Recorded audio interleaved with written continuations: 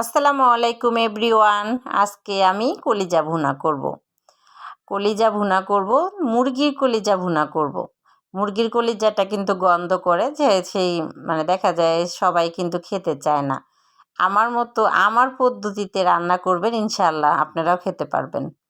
আমি একটু ভেজে নিয়েছি, পেঁয়াজ কেটে নিয়েছি, একটু তেল দিব, একটু দারচিনি এলাচি দিয়েছি।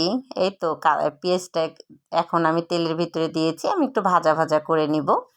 ভাজা ভাজা করে তারপরে আমি দুটো আলু কেটে নিয়েছি, আমি আলুও দিব দুইটা।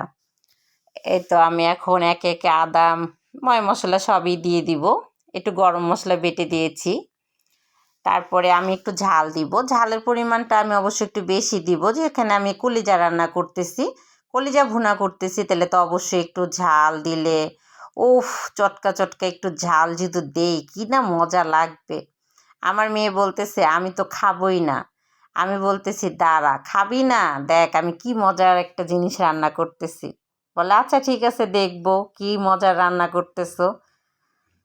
অনেক স্বাদ হয়েছিল, অনেক মজা লেগেছিল। ওফ, আমার তো জিভলার জল একদম টপ টপ করে পানি পড়তেছে। এই তো আমি আলুটা যে কেটে নিয়েছি, সেই আলুটা এখন আমি এখানে দিয়ে দিয়েছি অনেক সুন্দর করে। আমি একটু ভাজা ভাজা করে কষান করে নিব।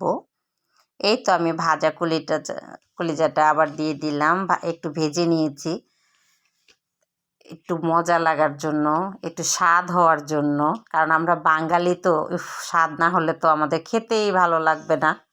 আমি আমার মেয়েকে বলতেছি আমি কিন্তু তোকে দিব না, কারণ আমি একা খাবো। অনেক মজা হয়েছে।